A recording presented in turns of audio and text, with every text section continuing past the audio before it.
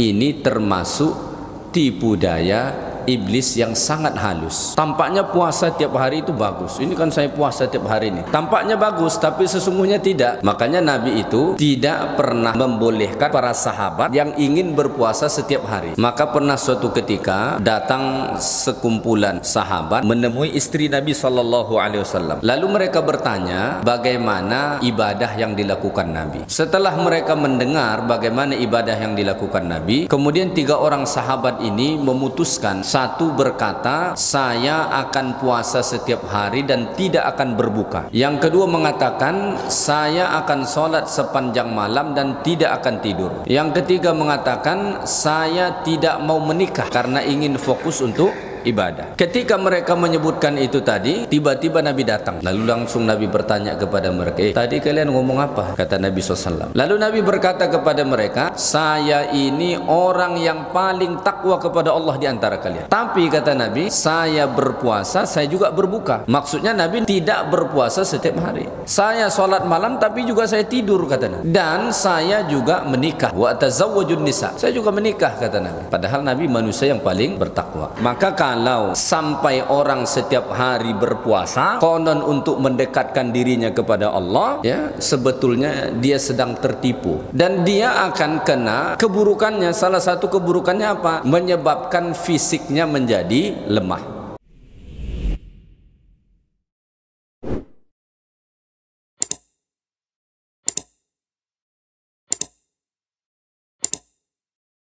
Kita sudah membahas tipu daya iblis ketika kita bersuci, ketika sholat, dan ketika membaca Al-Quran. Malam ini kita akan membahas talbisul iblis, tipu daya iblis kepada orang-orang yang berpuasa. Ya, tipu daya iblis terhadap orang-orang yang berpuasa. Qala al-musannifu rahimahullah, berkata pengarang kitab ini bahwasanya iblis atau setan membuat tipu daya kepada orang yang berpuasa dengan melakukan as-saumud daim. As-saumud daim itu puasa terus menerus, setiap hari dia puasa, ya. Wadzalika jaizun, walaupun pada dasarnya boleh. Boleh tidak kita puasa tiap hari? Pada dasarnya boleh. Idza aftara al-insanu ayyamal muharram, jika dia berbuka atau tidak berpuasa pada hari-hari yang diharamkan berpuasa. Jadi kalau misalnya ada orang setiap hari dia puasa, boleh atau tidak secara hukum syariatnya? Boleh. Senin dia puasa, Kamis puasa, dia puasa tiap hari, boleh. Dengan syarat pada hari-hari yang diharamkan dia tidak puasa. Hari-hari yang diharamkan berpuasa itu seperti pada hari raya. Hari raya tidak boleh puasa. Atau pada hari-hari tasyrik, ya, 11, 12 dan 13 Zulhijjah, itu tidak boleh berpuasa, ya. Cuma illa annal afata fihi min wajhain, cuma kalau orang berpuasa terus menerus setiap hari, walaupun pada hari-hari yang diharamkan tadi misalnya dia tidak berpuasa, di sana terdapat ada 2 bahayanya, ada 2 keburukan minimal yang terdapat pada ibadah tersebut, ya. Yang pertama apa? Yang pertama, kalau seseorang berpuasa tiap hari terus menerus, maka bisa saja menyebabkan fisiknya menjadi lemah, ya kan? Kalau orang puasa setiap hari, tidak makan, tidak minum, pasti badannya akan jadi lemas. Kalau dia lemas, fa'ajazal insanu anil kasbi li'ailatihi, maka tidak sanggup lagi dia bekerja untuk keluarganya. Nah, makanya ini termasuk tipu daya iblis yang sangat halus. Tampaknya puasa tiap hari itu bagus. Ini kan saya puasa tiap hari nih, katanya. Nah, tampaknya bagus tapi sesungguhnya tidak. Makanya Nabi itu tidak pernah membolehkan para sahabat yang ingin berpuasa setiap hari. Maka pernah suatu ketika datang sekumpulan sahabat menemui istri Nabi SAW. Lalu mereka bertanya bagaimana ibadah yang dilakukan Nabi. Setelah mereka mendengar bagaimana ibadah yang dilakukan Nabi, kemudian 3 orang sahabat ini memutuskan, satu berkata, saya akan puasa setiap hari dan tidak akan berbuka. Yang kedua mengatakan, saya akan sholat sepanjang malam dan tidak akan tidur. Yang ketiga mengatakan, saya tidak mau menikah karena ingin fokus untuk ibadah. Ketika mereka menyebutkan itu tadi, tiba-tiba Nabi datang. Lalu langsung Nabi bertanya kepada mereka, tadi kalian ngomong apa? Kata Nabi SAW. Lalu Nabi berkata kepada mereka, saya ini orang yang paling takwa kepada Allah di antara kalian. Tapi kata Nabi, saya berpuasa, saya juga berbuka. Maksudnya Nabi tidak berpuasa setiap hari. Saya sholat malam tapi juga saya tidur, kata Nabi. Dan saya juga menikah, kata Nabi. Wa tazawwajun nisa. Saya juga menikah, kata Nabi. Padahal Nabi manusia yang paling bertakwa.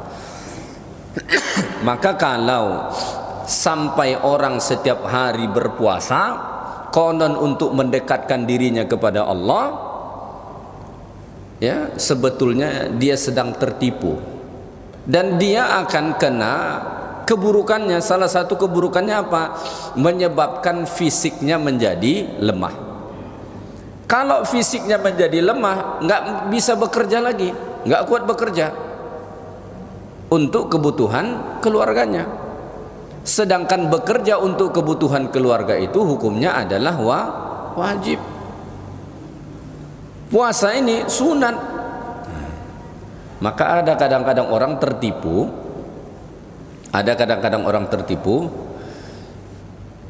Sampai-sampai karena ingin melakukan hal yang sunat sampai dikorbankan yang wajib. Ini nggak benar, ini ketipu tuh. Ya, jangan sampai dibalik-balik. Yang wajib itu tetap lebih utama ketimbang yang sunat. Saya sering menyampaikan juga tentang, misalnya ini sebagai contoh saja, tentang membaca surah As-Sajdah dan surah Al-Insan pada subuh Jumat. Disebut dalam hadis, Nabi pada subuh Jumat itu membaca surah As-Sajdah pada rakaat pertama dan surah Al-Insan pada rakaat yang kedua. Itu paket yang Nabi baca. Namun perlu kita ketahui, ini hukumnya sunat. Hukumnya sunat. Jangan terlalu dipaksakan. Di sebagian masjid ini diletakkan seolah-olah wajib. Pokoknya subuh Jumat harus baca As-Sajdah dan Al-Insan. Hukumnya cuma sunat. Yang kita khawatir, ada orang yang belum terbiasa, akhirnya tidak mau dia datang sholat subuh Jumat berjamaah. Alasannya apa? Lama betul kalau subuh Jumat itu. Nggak mau dia datang. Ya, hanya karena kita ingin melakukan sesuatu yang sunat, akhirnya orang meninggalkan yang wajib. Maka jangan sampai kita ketipu. Sama dengan mereka yang memilih berpuasa setiap hari ini, itu sampai membuat fisik mereka jadi lemah, akhirnya tidak bisa bekerja, tidak bisa memenuhi kebutuhan keluarga. Kenapa? Udah lemas. Bayangin kalau petani misalnya puasa dia tiap hari, gimana mau dodo sawit tuh? Apalagi musim panas begini kan, mana akan sanggup. Nah, selain itu dia juga tidak akan bisa memenuhi hak istrinya. Istri kita itu kan selain nafkah zahir ada nafkah batin. Kalau puasa tiap hari gimana itu? Ya kan?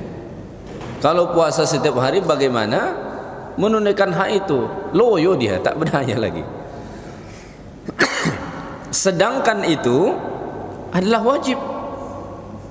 Nah, maka Nabi SAW mengatakan dalam hadis Bukhari dan Muslim, kata Nabi, inna li zaujika 'alaika haqqan. Sesungguhnya ada hak istrimu yang harus engkau tunaikan. Maka menunaikan hak istri itu hukumnya apa? Wajib. Menunaikan hak istri itu hukumnya wajib. Mengusahakan nafkah untuk mereka, ya, bahkan memberi nafkah batinnya itu hukumnya wajib. Ya, maka kalau misalnya ada seorang perempuan dianggurin terus sama suaminya, boleh tidak dia menuntut cerai? Boleh dong. Udah setahun nganggur terus, boleh tidak dia minta cerai? Boleh. Itu salah satu alasan yang dibolehkan. Dianggurin terus, nah, boleh dia minta.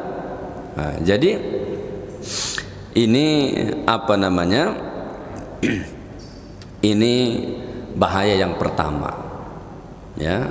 Kalau orang sampai puasa tiap hari, fisiknya jadi lemah, tidak kuat lagi bekerja untuk memenuhi kebutuhan keluarganya, dan juga tidak sanggup untuk memenuhi hak-hak istrinya, sama ada tadi haknya yang zahir ataupun yang batin. Akhirnya kata Al-Imam Ibnu Qayyim, fakam min fardin yadi'u bihadan nafl, sehingga begitu banyak hal-hal yang fardu jadi ditinggalkan gara-gara mengejar yang sunat. Puasa yang wajib itu kan cuma puasa Ramadan, lain dari itu hukumnya sunat, ya. Maka begitu banyak akhirnya orang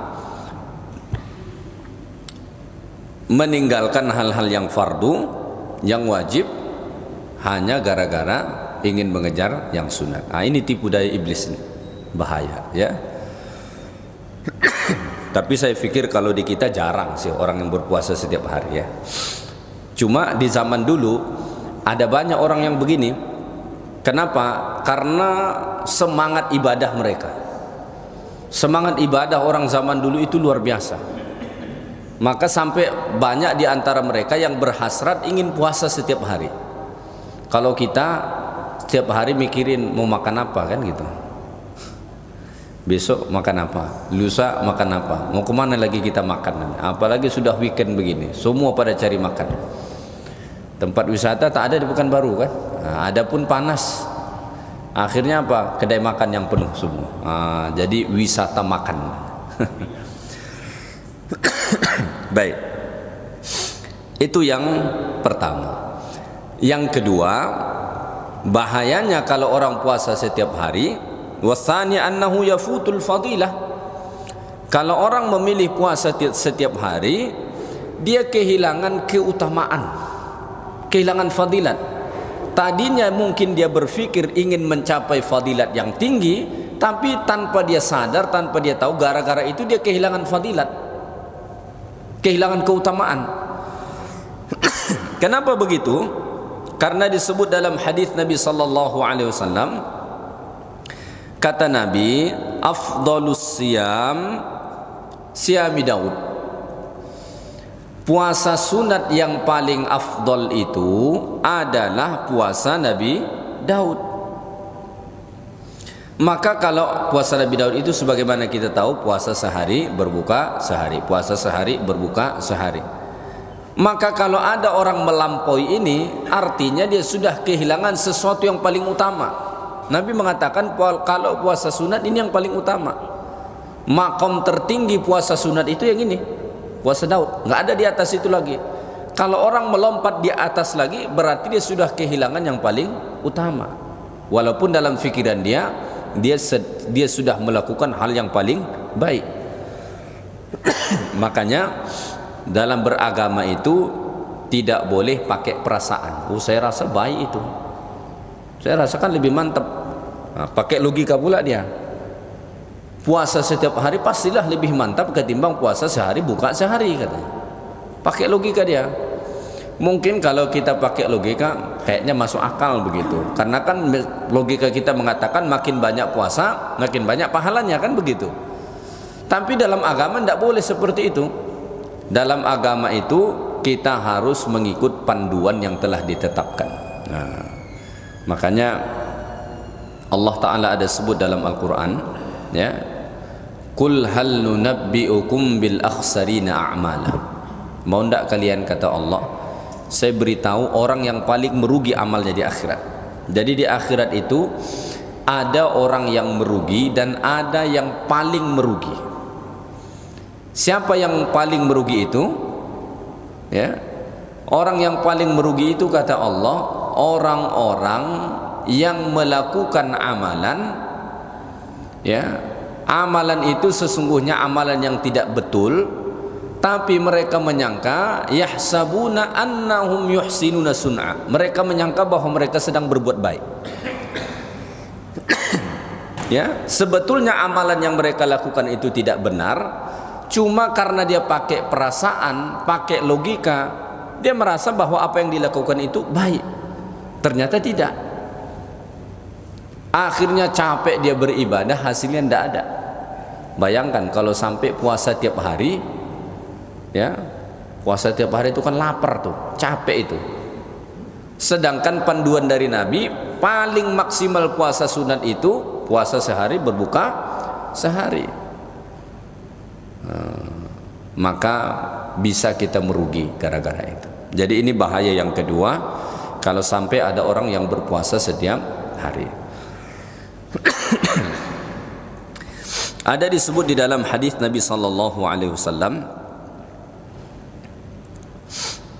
An Abdullah bin Amr qala laqiyani Rasulullah sallallahu alaihi wasallam Alam uhaddits anka annaka taqumul laila wa anta alladhi taqulu la akumanna al-lail wa la asumanna an-nahar. Qala ahsabuhu qala na'am ya Rasulullah qad qultu dhalika. Faqala faqum wa nam wa sum aftir wa sum min kulli shahrin thalathata ayyam wa laka mithlu siyamid dahr. Jadi Nabi mendatangi salah seorang sahabat. Sahabat ini dulu pernah bilang, saya hendak berpuasa setiap hari dan sholat sepanjang malam. Lalu kata Nabi, kamu yang ngomong begitu? Kata sahabat ini, iya wahai Rasulullah. Kata Nabi, puasalah dan berbuka, sholatlah dan tidur. Kemudian kata Nabi sallallahu alaihi wasallam, ya, kata Nabi kepada dia, wasum min kulli syahrin thalathata ayyam. Puasalah 3 hari setiap bulan, walaka mithlu siyamid dahar, engkau sudah dapat pahala seperti berpuasa sepanjang 1 tahun. Jadi sebetulnya kalau kita ingin dapat pahala seolah-olah kita puasa sepanjang 1 tahun, nggak perlu kita puasa tiap hari, nggak perlu. Amalannya apa? Cukup puasa 3 hari setiap bulan, 3 hari setiap bulan. 3 hari setiap bulan ini kalau dapat hari-hari putih 13, 14, 15 hari bulan, ya, bulan Hijriah tapi ya, bukan Agustus, ya. Seandainya di 3 hari putih ini kita tidak dapat, yang penting dalam sebulan itu ada 3 hari. Karena ada hadis yang mengkhususkan hari-hari putih dan ada yang hadisnya yang bersifat umum. Maka ada orang pada hari-hari putih itu dia tidak bisa puasa. Misalnya dia lagi musafir, gitu kan, tidak sanggup dia puasa. Atau lagi demam, tidak sanggup puasa. Atau misalnya perempuan lagi berhalangan pada hari-hari putih tadi, tidak bisa dia puasa. Maka yang penting puasa 3 hari sebulan. Kalau konsisten puasa 3 hari sebulan, pahalanya seperti puasa selama 1 tahun. Nggak perlu capek-capek puasa sepanjang 1 tahun, cukup 3 hari sebulan. Kenapa begitu? Karena dalam Islam itu kita diberitahu Allah, man jaa bil hasanati falahu asyru amsalihah. siapa yang melakukan satu kebaikan, Allah balas 10 minimal. Maka kalau kita puasa 1 hari, Allah Ta'ala balas 10 hari, seolah-olah kita puasa 10 hari pahalanya. Kalau 3 hari sebulan, 3 kali 10, 30. Sebulan 30 hari. Kalau itu konsisten setiap bulan, maka pahalanya seperti puasa selama 1 tahun. Sama halnya dengan hadis puasa 6 hari pada bulan Syawal. Nabi kan mengatakan, man shoma Ramadan, siapa yang berpuasa pada bulan Ramadan, summa atba'a sittan min Syawal, kemudian dia iringi dengan 6 hari pada bulan Syawal, pahalanya kata Nabi seperti puasa selama 1 tahun. Di mana letak logikanya? Sama seperti penjelasan tadi. Syawal itu 30 hari, tambah 6, 36. 36 kali 10, 360, lebih kurang jumlah hari selama 1 tahun. Begitu logikanya kata Imam Nawawi. Makanya sebetulnya kita tidak perlu menyiksa diri kita seperti puasa itu berlebihan. Ya. Apalagi misalnya orang yang bekerja di sektor yang membutuhkan tenaga yang ekstra. Kerja bangunan. Mau puasa tiap hari, yang ada pingsan tiap hari. Pulang-pulang udah digotong, pulang-pulang udah digotong, kan begitu. Apalagi lagi panas-panasnya begini, ya nggak bisa. Ya, jangankanlah mereka yang kerja di outdoor, kita yang di tempat tertutup saja merasakan panas, ya kan? Nggak sanggup. Maka alternatif mendapatkan pahala dalam Islam itu sangat banyak. Makanya ada sampai kitab ditulis para ulama, al-ajrul kabir 'ala al-amalil yasir, pahala besar dengan amalan-amalan yang mudah. Ya, jadi banyak sekali amal-amalan yang mudah kita lakukan, tapi pahalanya sangat besar. Simple, mudah melakukannya. Dan itulah salah satu rahmat Allah kepada kita. Kenapa? Satu, Allah tahu kita ini lemah. Kita umat Nabi Muhammad ini fisiknya paling lemah dibandingkan umat-umat terdahulu. Umat terdahulu itu fisiknya besar-besar, kuat-kuat. Kita sudahlah kecil, lemah, loyo, letoy. Tak berdaya. Umurnya pula pendek. Umat zaman dulu umurnya panjang, fisiknya kuat. Kita enggak. Makanya Allah mensyariatkan amalan-amalan yang mudah kita lakukan, pahalanya besar. Salah satunya puasa 3 hari setiap bulan. Nggak perlu kita puasa tiap hari sepanjang 1 tahun, cukup 3 hari setiap bulan. Puasa dapat pahala. Ya, baik. Dan juga ada disebut di dalam hadis Nabi sallallahu alaihi wasallam, sahabat tadi ketika Nabi bilang, udah kamu puasa aja 3 hari setiap bulan, kamu udah dapat pahala seperti berpuasa selama 1 tahun. Tapi sahabat ini punya semangat tinggi ibadah. Ini bedanya sahabat dengan kita. Kalau kita dikasih tahu begitu, udah kita pasti cari alternatif yang paling mudah. Sahabat dulu ndak. Maka dia bilang ke Nabi, ya Rasulullah, inni atiku aktsara min dzalik. Wahai Rasulullah, saya bisa lebih dari itu wahai Rasulullah. 3 hari sebulan itu kecil, mudah bagi saya itu wahai Rasulullah. Tambah lagi, saya pengen lebih banyak lagi puasa. Lalu kata Nabi, kalau begitu fasum yauman wa aftir yaumaini. Kalau begitu puasa sehari, jangan puasa 2 hari.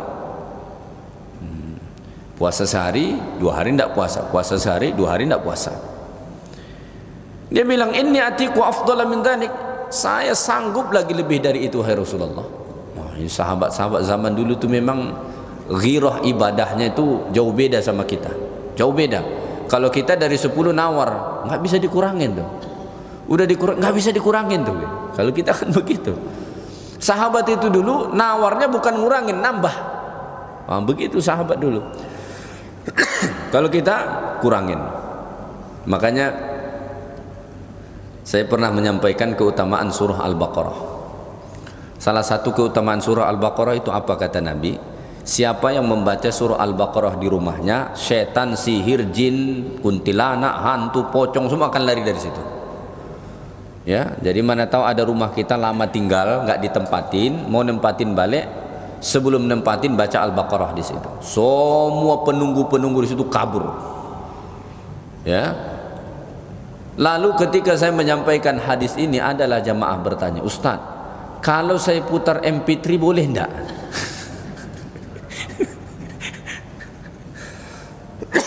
Jadi dia pengen diputar di HP aja, karena Al-Baqarah itu kan panjang. Kita ini nawarnya yang paling ringan.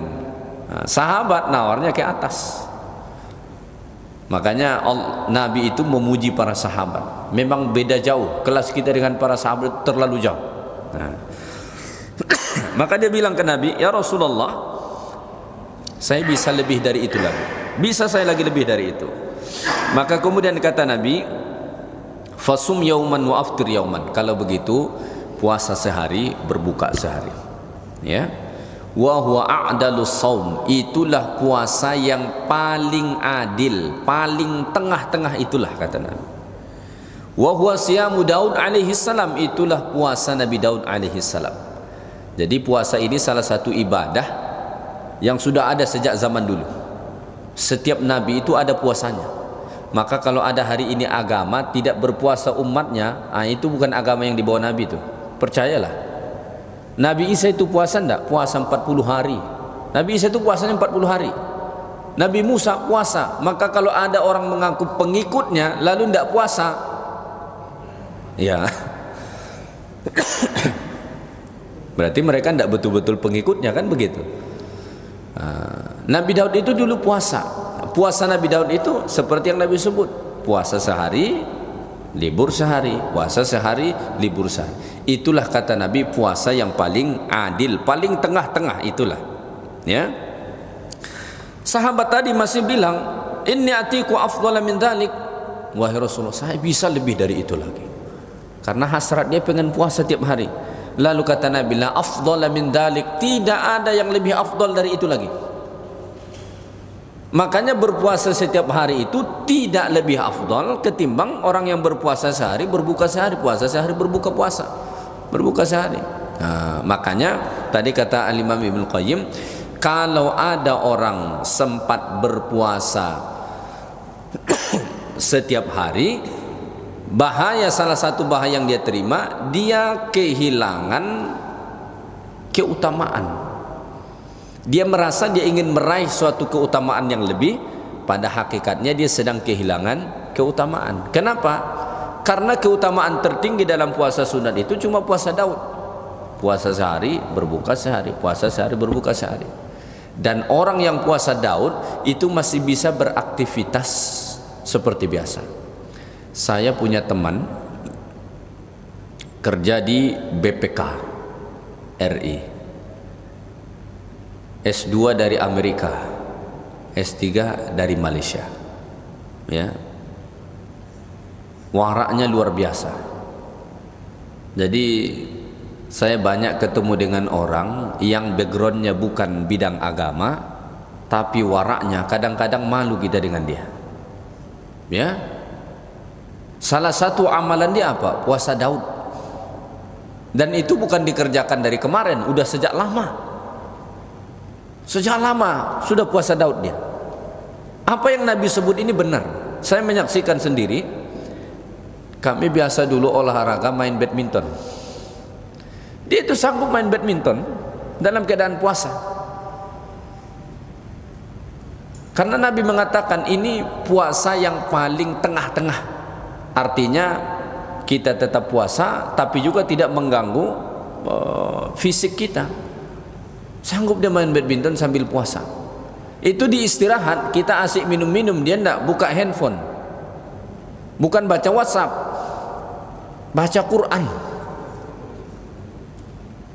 Luar biasa tuh. Kalau kita habis olahraga istirahat nyantai pasti minum sambil ngobrol, dia enggak. Yang dia buka handphone, baca Quran. Bisa tetap dia beraktivitas. Makanya kadang-kadang kita salut dengan orang-orang tertentu. Mungkin banyak orang berpikir yang menjadi pejabat-pejabat tinggi itu nggak beres begitu. Tapi saya ada ketemu beberapa orang yang masya Allah, ya, mereka termasuk petinggi-petinggi tapi ibadahnya luar biasa. Sholat malamnya nggak pernah tinggal, ya, setiap jam 3 sudah bangun. Sholat malamnya nggak pernah tinggal, puasa sunnahnya nggak tinggal, duhanya nggak tinggal. Jadi itu kemudian merubah pandangan saya yang dulunya karena mungkin terbawa arus lebih cenderung memandang negatif, tapi ketemu orang-orang yang begitu, masya Allah, orangnya baik-baik betul gitu. Ya, ada juga dulu satu teman kami, dia tentara berpangkat kolonel, masih muda, ngambil S3. Jarang itu tentara pangkat kolonel ngambil doktor, ya kan? Tapi dia ngambil doktor, orangnya baik luar biasa. Tapi qadarullah, habis dia selesai doktor, tidak lama pulang ke Jakarta, nyangkul-nyangkul di samping rumahnya, kena serangan jantung, meninggal dunia. Padahal gaya hidupnya sehat betul tuh, badannya kekar, bukan yang jenis malas olahraga, rajin olahraga, badannya kekar. Tapi tiba-tiba kena serangan jantung, ya. Makanya ada orang bilang hidup sehat dengan olahraga. Ya kalau mati nggak ada juga obatnya. Itu kemarin kan ada atlet itu lagi main badminton, kurang apa lagi tuh, mati di lapangan tuh kan. Ya ajalnya udah tiba. Ya. Baik. Jadi kata Nabi, tidak ada yang lebih afdol dari situ lagi. Yang paling afdol puasa sunat itu puasa Daud. Kalau mau coba bagus, tapi jangan coba-coba. Kalau cuma coba-coba nggak usah. Saya coba puasa Daud seminggu aja dulu. Nah, jangan. Caranya kita latih dulu. Jadi dalam beribadah itu harus riyadhah dulu. Makanya di hadis itu tadi Nabi buat tingkatannya. Latihan pertama bagaimana? Latihan pertama puasa 3 hari sebulan saja dulu. Itu dulu latihannya. Kalau kita merasa sudah terbiasa, sudah ringan 3 hari sebulan itu, boleh naik tingkat. Naik tingkatnya tadi kata Nabi, puasa sehari, berbuka 2 hari. Udah kita latih nih, udah biasa, bisa ditingkatin. Maka puasa Daud, puasa sehari, berbuka sehari, puasa sehari, berbuka sehari. Jangan langsung lompat ke tingkatan paling tinggi. Nggak pernah puasa, tiba-tiba saya mau puasa Daud mulai besok. Mungkin seminggu sukses, masuk minggu kedua, aduh berat juga ya puasa Daud ini ya. Nah, makanya dilatih dulu. Maka dalam ibadah itu kita harus melakukan riyadhah, latihan. Kita tidak boleh melakukan lompatan dalam beribadah. Riyadhah dulu, latih dulu, step by step, naik anak tangga. Berzikir misalnya, lagi semangat-semangatnya di berzikir nih. Berapa zikirnya? Langsung 10.000. Waduh. Itu paling 3 hari bertahan. Masuk hari-hari berikutnya udah mulai hilang tuh. Baca Quran juga begitu. Lagi semangat-semangatnya mau baca Quran, langsung 1 juz 1 hari. Aduh, paling lama bertahan seminggu 2 minggu itu. Habis itu pasti bakalan berhenti. Makanya Nabi itu berpesan, amalan yang paling baik itu biar sedikit tapi berkelanjutan. Amalannya tidak begitu banyak, tapi dilakukan secara berkelanjutan. Jadi pilih saja mana amalan yang kita rasa sesuai untuk diri kita. Karena tidak semua amalan itu sesuai untuk diri kita. Mohon maaf, ada sebagian orang dia nggak bisa puasa, ya nggak bisa bagi dia puasa. Kenapa? Ada obat yang harus dia makan setiap hari, nggak bisa dia puasa. Macam-macam komplikasi penyakitnya, tiap hari harus makan obat sebanyak ini. Sekali masuk obat ke mulut dia itu udah macam sesuap nasi masuk. Nggak bisa orang begitu puasa. Pilih amalan yang lain. Amalan yang lain apa? Ya mungkin bisa sedekah, bisa silaturahmi, banyak amalan yang lain. Pilih. Tidak harus sama juga dengan orang lain.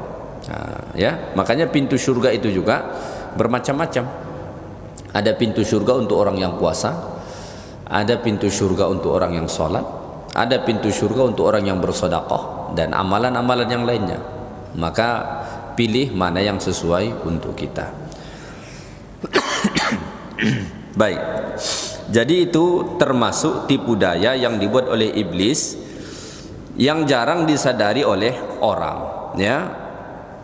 Dia ingin berpuasa setiap hari. Baik, kita lanjutkan. Termasuk juga tipu daya iblis itu adalah sebelum itu ada orang berkata, fa in qala qailun, kalau ada orang bertanya, faqad balaghana an jama'atin minas salaf, telah sampai kepada kami khabar dari sekelompok ulama salaf bahwa ulama-ulama salaf ini puasa terus-menerus. Mungkin akan ada orang bertanya ketika kita menyampaikan penjelasan tadi, dia bilang, saya ini ada ketemu orang ulama salaf dapat riwayat dia malah mereka puasa tiap hari. Nah, kalau ada orang yang mengatakan begitu, fal jawab, maka jawabannya kata Al-Imam Ibnu Qayyim, annahum kanu yaqdiruna 'ala al-jam'i baina dzalika wa bainal qiyam. Mungkin saja kalau benar begitu, mungkin saja dia sanggup menggabungkan antara berpuasa dan menunaikan hak-hak dia tadi. Mungkin saja, ya. Atau ya, kebanyakan mereka, kata Imam Ibnu Qayyim, kebanyakan dari mereka lam takun lahu ailah. Kebanyakan dari mereka yang melakukan begitu, puasa misalnya tiap hari, dia itu tidak punya keluarga. Karena ulama-ulama zaman dulu itu ada yang tidak berkeluarga, ya, semata-mata apa? Karena sibuk dengan urusan ilmu dan ibadah. Nah, nggak sempat mereka nikah gara-gara fokus di ilmu dan ibadah. Nah, kalau orang zaman sekarang jadi nggak menuntut ilmu gara-gara kawin. Ulama zaman dulu ada yang sampai nggak sempat kawin, bukan dia benci kawin, ada yang nggak sempat nikah gara-gara sibuk dengan ilmu. Banyak ulama-ulama zaman dulu yang tidak menikah. Wala hajata ilal kasbi, sehingga mereka tidak ada keperluan untuk bekerja. Yang dipikirkan cuma perut sendiri dan dia memilih puasa. Nah, ini anaknya 6 orang mau puasa ini tiap hari, mana ada tenaga lagi. Gimana mau ngasih anak-anak ini makan? Bininya pula suka online shop. Udahlah, kacau itu nanti semua.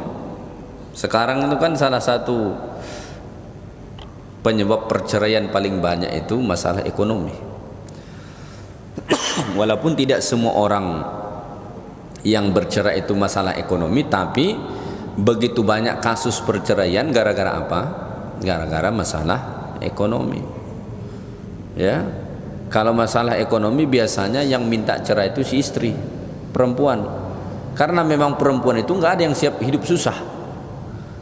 Perempuan itu siapnya hidup senang. Makanya laki-laki mau bagaimanapun harus banting tulang. Makanya Nabi itu mengatakan begini dalam hadis, man istata'a minkumul ba'ah falyatazawwaj. Siapa yang sudah ada kemampuan, ba'ah itu ada kemampuan untuk menafkahi, maka hendaklah dia menikah. Maka tidak salah kalau misalnya ada orang tua dia punya anak gadis, datanglah si laki-laki mau melamar, tidak salah dia bertanya, kamu kerjanya apa? Enggak salah itu. Karena memang syarat menikah itu harus ada mampu, harus mampu. Ada orang mengatakan, oh mestinya bukan itu yang ditanya. Enggak apa-apa nanya itu, enggak apa-apa juga, ya kan? Masa kita misalnya udah menjaga anak gadis dari kecil, difasilitasin bagus-bagus.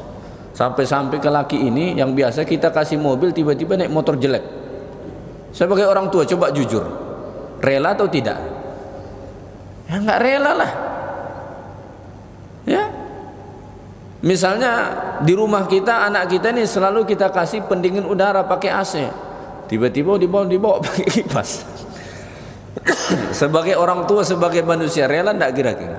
Ya nggak rela lah, ya kan? Maka nggak salah orang tua itu kalau dia bertanya kamu kerja apa, nggak salah. Tapi jangan cuma itu yang ditanya,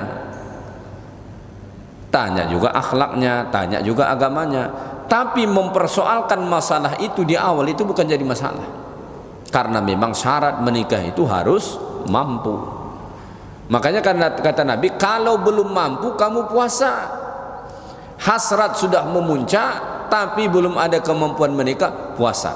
Supaya apa? Supaya loyo syahwatnya. Ya, supaya loyo syahwatnya. Tapi walaupun begitu, yang paling penting memilih menantu itu yang dilihat bukan apa yang sudah dia miliki, tapi lihat potensi dirinya. Bisa saja hari ini dia tidak punya apa-apa, tapi kita melihat ini ada potensinya, mimpinya besar ke depan, dan kita memperhatikan dia, insya Allah dia akan mencapai itu. Jangan cari yang sudah siap sedia, nggak akan ketemu. Kalaupun ketemu semua punya bapaknya. Lihat potensinya. Apa potensinya? Misalnya kita tengok secara pendidikan memenuhi kualifikasi, tidak memenuhi kualifikasi. Karena tanpa kita, nggak bisa kita bohongin, salah satu prasyarat mengubah nasib yang lebih baik ke depan itu adalah pendidikan. Ya, nggak harus dari PNS, tapi pendidikan itu modal, ya kan? Kemudian kita tengok akhlaknya bagaimana, disiplin atau tidak dia, rasa bertanggung jawabnya ada atau tidak. Kalau ada, silahkan, nggak apa-apa. Walaupun mungkin sekarang dia belum punya apa-apa, nanti bisa dia cari. Apalagi zaman sekarang, nyari duit zaman sekarang beda dengan zaman dulu. Zaman dulu susah orang ngumpulin duit, zaman sekarang banyak cara cepat jadi kaya. Yang halal loh ya. Kalau yang haram banyak, yang halal juga banyak. Ya, zaman sekarang begitu. Maka hal yang paling penting itu lihat potensinya. Saya suka dengan siapa? Ari Ginanjar Agustian, ya, ISK itu. Dia itu punya menantu murid dia sendiri, orang Aceh, nggak punya apa-apa, kuliah di business school yang ada di kampus dia itu. Kenapa dia mau menikahkan putrinya dengan mahasiswa dia tadi, anak didik dia tadi? Dia melihat potensinya, melihat mimpinya. Bisa jadi hari ini dia tidak punya apa-apa, tapi dengan potensi yang ada pada dirinya dan kita sudah nampak itu, suatu hari dia akan menjelma. Ya, ada sebahagian mertua dia tidak mau melihat itu, yang dia lihat sekarang. Dia hina, berselang beberapa tahun menantunya lebih kaya dari dia, akhirnya malu sendiri. Kalau kenal sedikit, kalau kenal Ustadz Wijayanto, ya, sering masuk TV dulu. Ustadz Wijayanto itu punya istri mertuanya kaya raya. Dia dulu kuliah di Pakistan, pulang-pulang kan duit belum banyak, kebelilah mobil, tapi mobilnya jelek. Saking ininya mertuanya, itu mobil tidak boleh parkir di garasi. Kalau datang ke rumah mertua, parkir di depan pagar, tidak boleh masuk.